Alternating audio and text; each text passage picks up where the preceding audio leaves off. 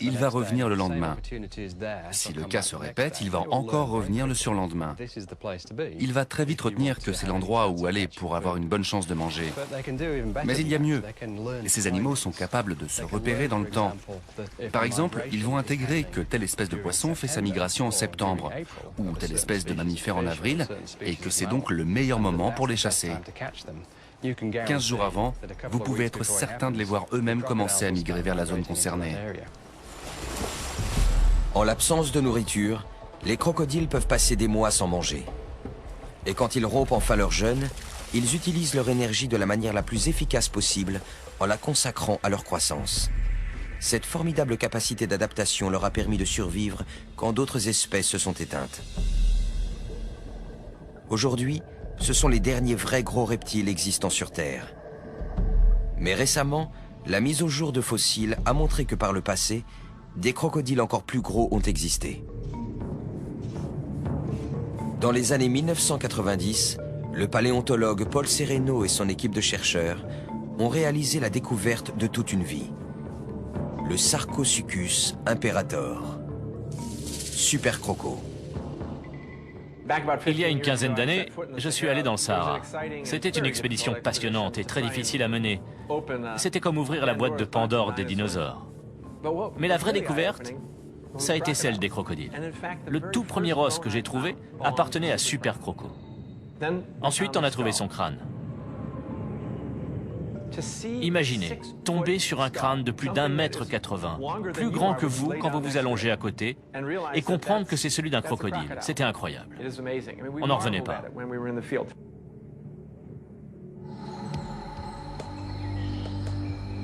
Il y a environ 110 millions d'années, Super Croco chassait sur les berges d'une rivière aujourd'hui remplacée par une terre aride. Super Croco était le prédateur ultime pour la chasse à l'affût. Il avait des mâchoires d'une puissance incroyable et des dents comme des poignards, comme des crochets. Il n'était pas conçu pour manger du poisson, mais des dinosaures. Cette créature était capable de traîner un dinosaure dans l'eau, de le noyer et de le mettre en pièces. Et sa queue était comme le tronc d'un séquoia, tellement grosse qu'on n'aurait pas pu en faire le tour avec les bras. Vraiment monstrueuse. Il devait avoir une force de morsure proche de 10 tonnes. Je crois qu'on ne peut pas imaginer la pression que ça représente.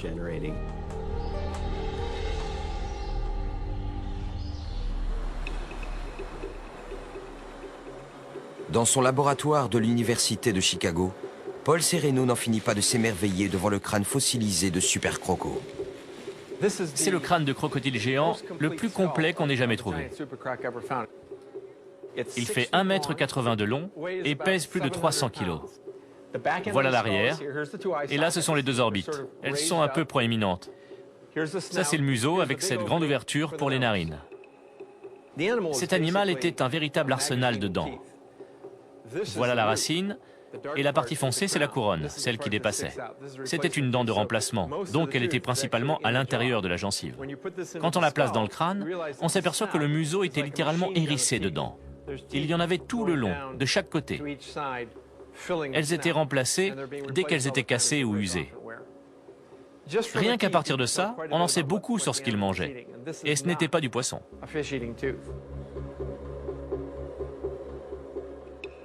Voici le crâne d'un très gros crocodile d'aujourd'hui. Il doit faire dans les 60 cm de long pour un animal de 5 mètres, 5 mètres 50. Il est vraiment dérisoire à côté du crâne de Super Croco. Mais les deux sont très similaires.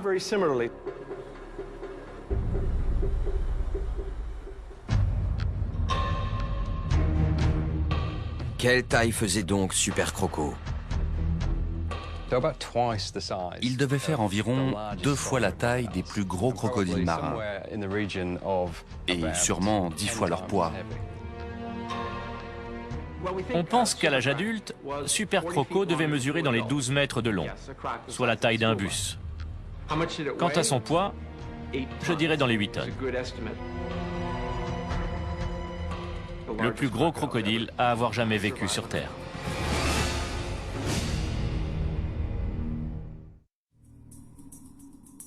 En Australie, Robbie Risk et son coéquipier transportent 2 crocodiles marins du port de Darwin jusqu'à une ferme de crocodiles.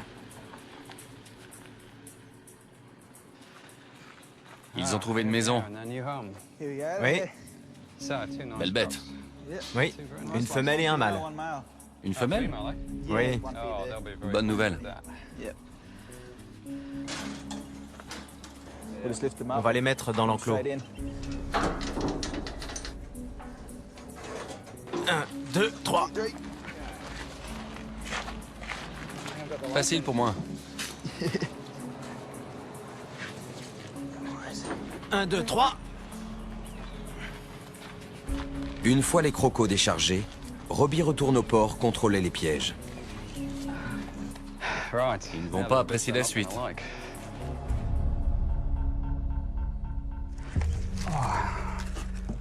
On y va. Je vais prélever un échantillon sur ce crocodile. Adam Britton espère trouver le matériel génétique nécessaire pour compléter sa carte de la population des crocodiles de Darwin.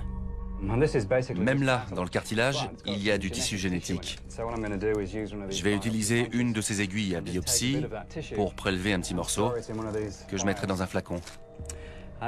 Ensuite, on analysera le tissu pour voir si on peut déterminer d'où vient ce crocodile.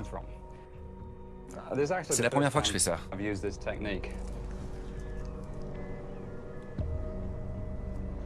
On va attendre un peu.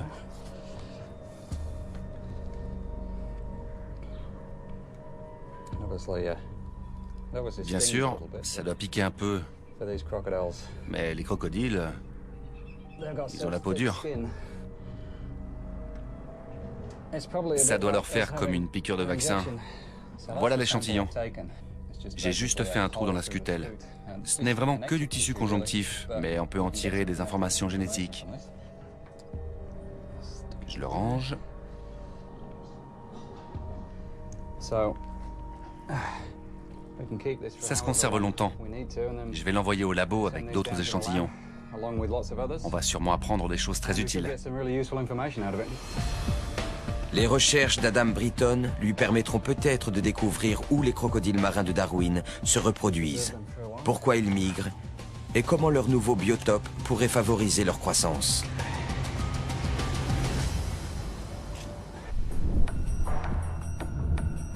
Avec leur physique à toute épreuve, leur art de la prédation, leur croissance indéterminée et leur incroyable adaptabilité, les crocodiles marins pourraient-ils être les super crocos de demain?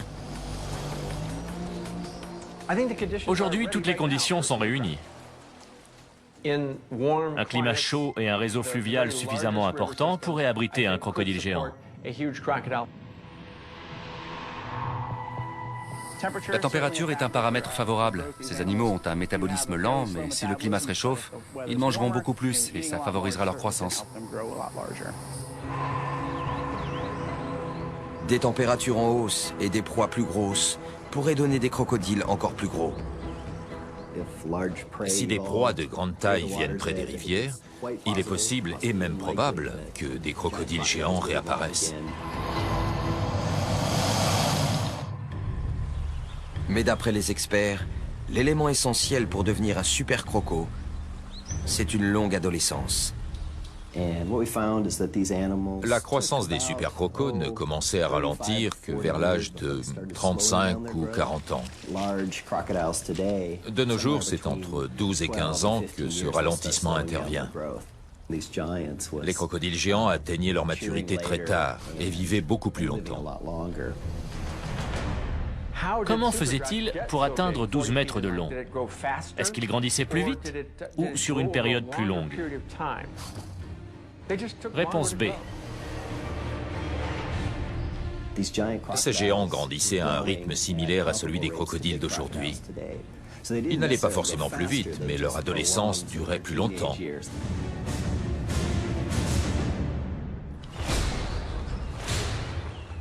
Dans des conditions adéquates, et si leur adolescence se prolongeait, nos crocodiles modernes pourraient devenir des géants. La taille est ce qu'il y a de plus facile à faire évoluer. Un ou deux gènes qui changent une ou deux glandes qui sécrètent une hormone à tel ou tel moment, et le corps se met à grandir. C'est déjà arrivé 7 ou 8 fois dans l'évolution des crocodiliens. À une époque donnée, ils pouvaient atteindre 10 mètres, voire plus.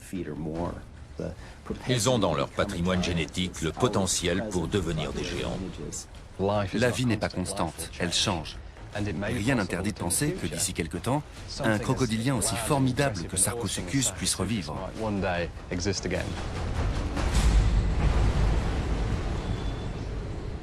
Alors, quelle est la limite? Si le crocodile marin atteint un jour la taille du super croco, ce monstre mesurera plus de 12 mètres et pèsera 7 tonnes.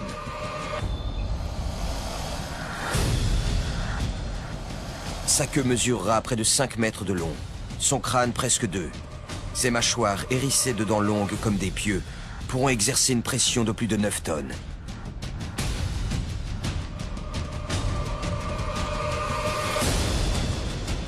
Un exemple colossal de gigantisme animal.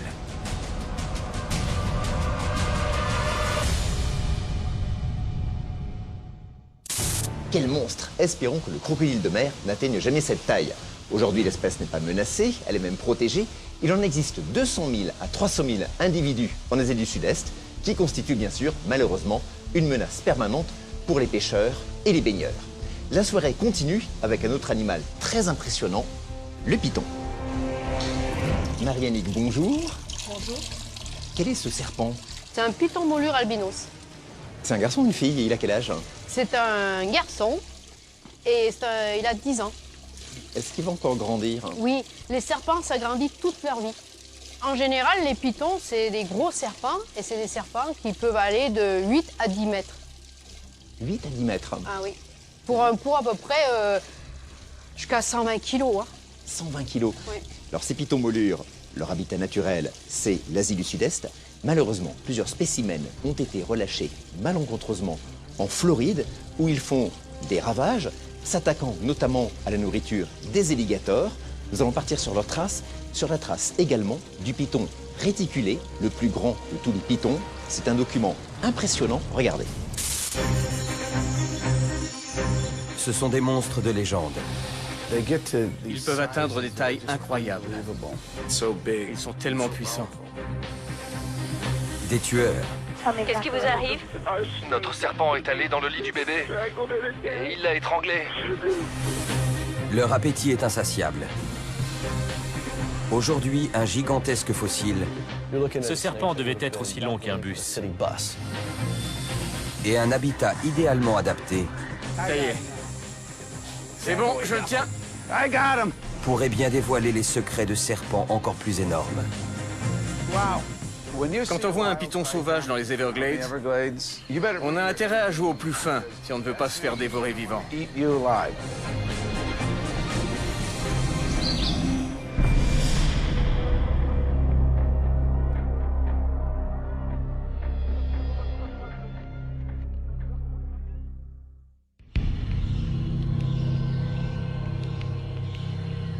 Les anciens mythes évoquent des serpents géants, parfois capables d'engloutir un homme tout entier. Aujourd'hui, un reptile titanesque donne vie aux légendes. Ce redoutable prédateur est doté de puissants muscles constricteurs, d'une langue fourchue servant à traquer ses proies, et de dents incurvées conçues pour se planter solidement dans la chair. C'est l'un des plus grands reptiles carnivores de la planète, le python.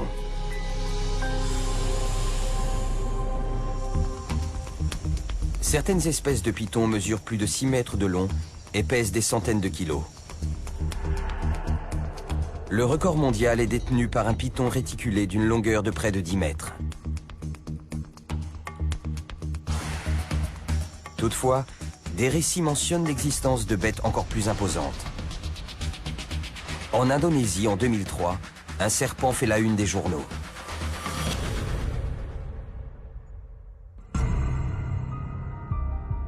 Des habitants affirment avoir capturé un python réticulé de 15 mètres de long et pesant plus de 450 kilos. Il s'avérera que la bête surnommée Fleur Parfumée était en réalité moitié moins longue.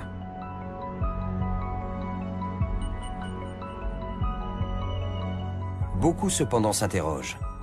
Verra-t-on réellement un jour un python de 15 mètres ramper sur la surface de la Terre?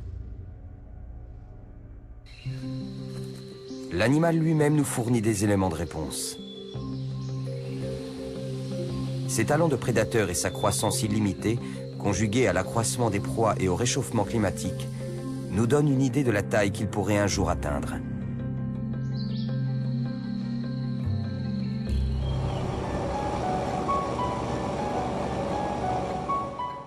Nous sommes en Floride, dans les Everglades. Ici, au cœur de la plus grande région subtropicale des États-Unis, vit l'un des serpents les plus massifs de la planète, le python molure.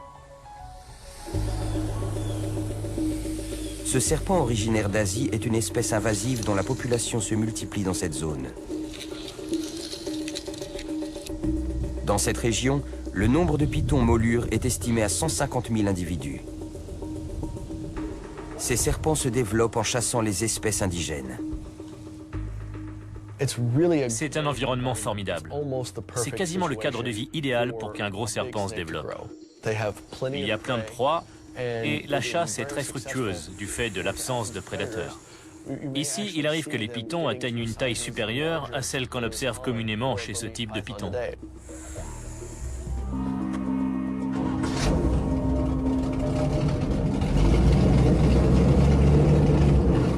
Le biologiste Joseph Wasilewski est l'un des principaux acteurs de la lutte contre la prolifération de ce reptile.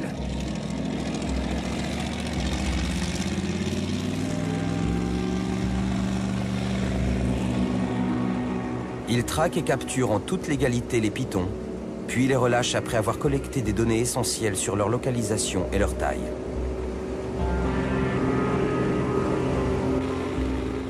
Aujourd'hui, avec l'aide de Johnny Tigertail, membre de la tribu indienne locale des Milozuki et spécialiste de la faune sauvage du parc, Joe s'est donné pour tâche de fouiller les cachettes connues des pythons.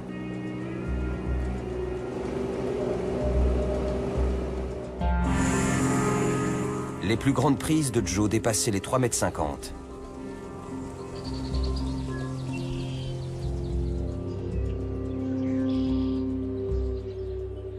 De tels spécimens peuvent peser plus de 45 kg. Leur manipulation comporte un risque mortel.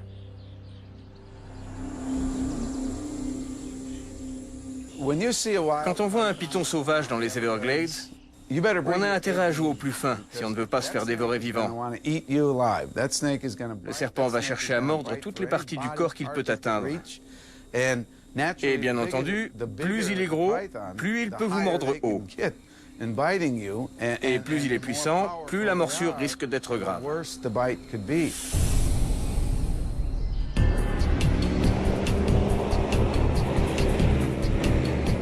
Joseph et Johnny fouillent les îlots boisés désignés ici sous le nom de hammocks. Ces derniers constituaient autrefois des abris sûrs pour les espèces indigènes. Aujourd'hui, ils sont devenus les territoires de chasse des pythons.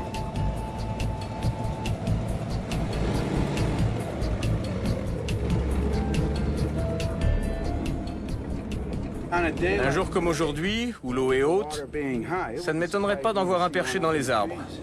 Ouais. D'ailleurs, c'est là qu'on les a repérés, tout au bout de ces grosses branches. Ils mangent aussi beaucoup d'oiseaux, et je parie que c'est là que les oiseaux nichent. Absolument. Le risque, c'est qu'ils pénètrent dans une colonie et qu'ils les massacrent. Il n'y aurait pas un îlot surélevé là-bas? Si. Ici, il y a deux traces qui ont l'air intéressantes. Pour débusquer les pythons, Joe n'hésite pas à entrer dans l'eau, au risque de se faire attaquer par un alligator ou un serpent. Il y a une bête qui est passée là. Plus il s'éloigne, plus il lui sera difficile de sortir rapidement de l'eau. Là. Ça peut être un serpent.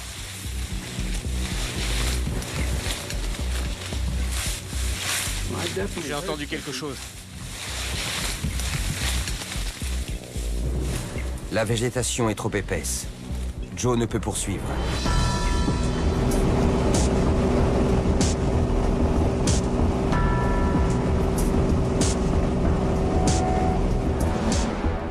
Alors que midi approche, les chances de trouver un python diminuent.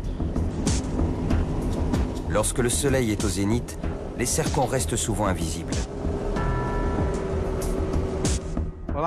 Je vais aller plus au sud, parcourir certaines routes et faire 2-3 choses. Mais on reste en contact. Ok. Les pythons hantent les hammocks et les voies navigables des Everglades. Mais ils s'aventurent également dans les canaux et sur les routes. On est dans une zone qui se trouve à environ une trentaine de kilomètres au sud de Miami. C'est la frontière entre les Everglades et la zone urbaine. Attendez une minute. J'ai vu un truc sur la route que je ne vois plus maintenant. Beaucoup de pythons ont été observés dans cette zone et je sais que beaucoup d'entre eux ont été surpris en train de traverser cette route.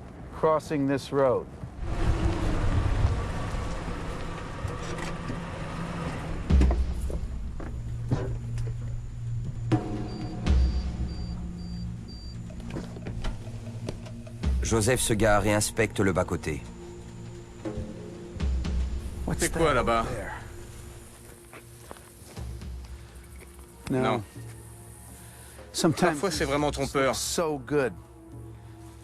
Et parfois on a l'impression de voir des pythons partout. Non.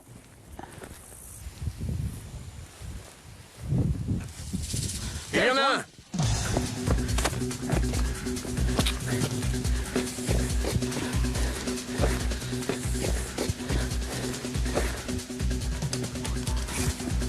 Ok. Ils sont plus rapides que ce qu'on croit.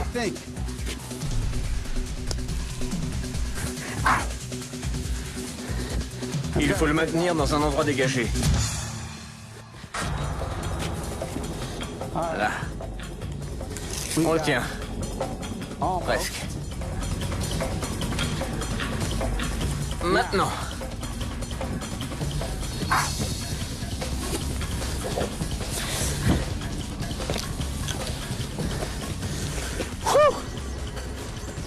Allez. Et voilà, je le tiens. Waouh. Je vais souffler. Une minute. Je suis content. C'est pas... C'est pas tous les jours qu'on attrape un python de 3 mètres sur la route. Ils ont 4 rangées de dents en haut et 2 en bas. Les dents sont recourbées vers l'intérieur. Et quand on se fait mordre, ça fait mal, je peux vous le dire. Il a arraché un petit bout de mon jean. Et cette fois, je ne crois pas qu'il ait atteint ma jambe. J'ai de la chance. Croyez-moi, ces petites dents sont très acérées et elles se plantent très vite dans la peau. C'est pas marrant de se faire mordre par une de ces bestioles. C'est comme ça qu'il faut faire. Ok. On le tient. Maintenant, il va falloir que je l'enferme dans le sac. Ce qui est plus facile à dire qu'à faire.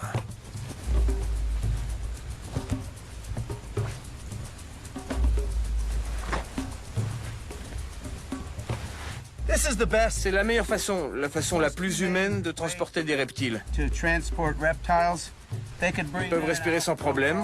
Il fait noir, donc c'est moins stressant pour les serpents d'être dans ces sacs.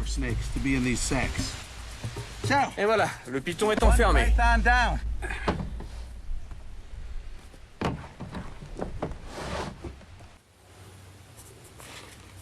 Joseph note le lieu de la capture et estime la taille du reptile. Approximativement 3 mètres. Puis il reprend la route à la recherche d'un spécimen encore plus gros. Pour bon nombre de gens, la prolifération de ces super prédateurs est inquiétante. Pour d'autres, c'est un avertissement. Les pythons molures ne se sont pas introduits tout seuls dans la région. D'après certains experts, ces envahisseurs sont d'anciens animaux de compagnie. Le python molure est devenu très populaire dans les années 90 parce qu'il y a eu des mutations génétiques. Il y a eu des albinos, maintenant il y en a des verts, et certains n'ont pas de motif.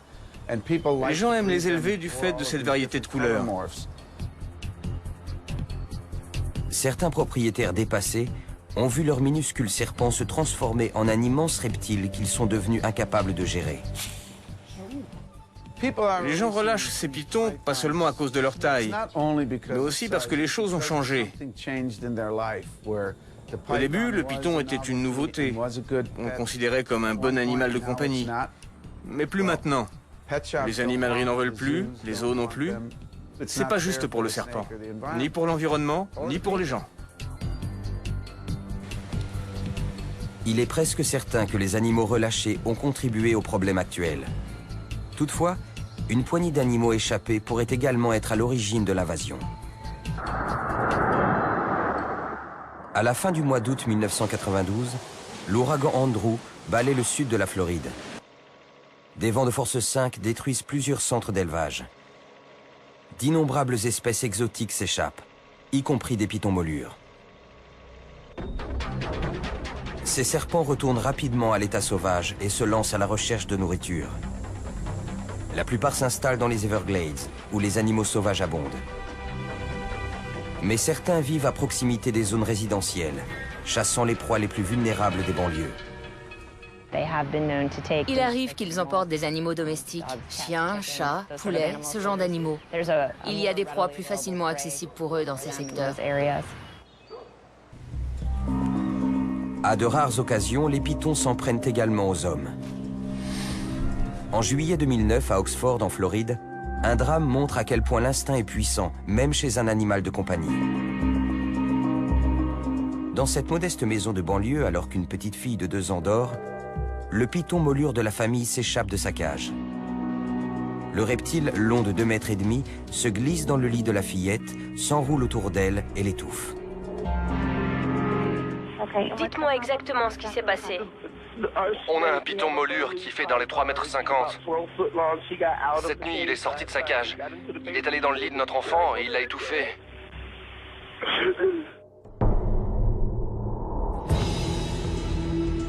Le drame déclenche de vives réactions. Les hommes politiques et les citoyens concernés lancent un appel d'urgence. Les autorités multiplient les efforts pour régler le problème du python domestique et éradiquer les populations sauvages. Pourtant, ces prédateurs venus d'ailleurs continuent de se propager et semblent bien partis pour rester. Ce sont des champions de la survie. Tout ce qu'ils doivent savoir pour survivre est programmé dans leur cerveau à l'instant même où l'œuf éclot. La survie est programmée dès le tout premier jour.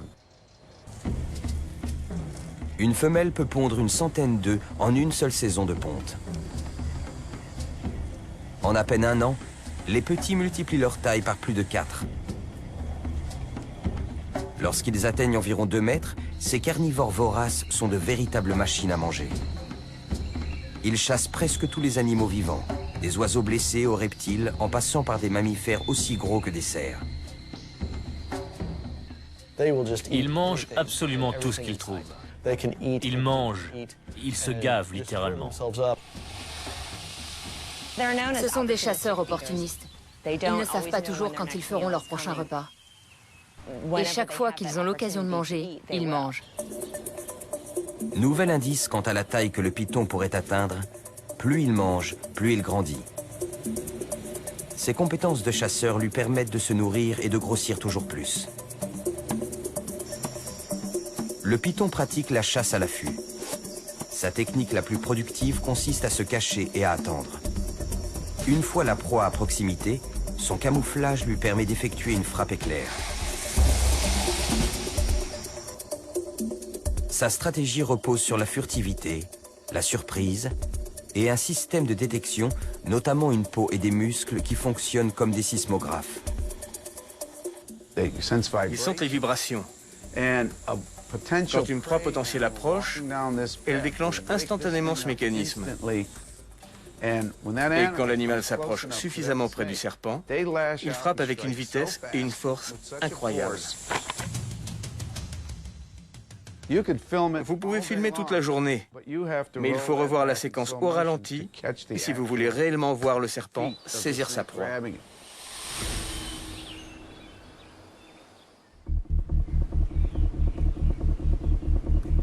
Pour compléter son arsenal, le python possède 2 redoutables armes situées au niveau de sa tête. La première se présente sous la forme de fossettes ou capteurs thermosensibles qui enregistrent les mouvements thermiques. En détectant les sources de chaleur, le serpent peut ainsi localiser les proies à sang chaud. La seconde forme un radar encore plus précis.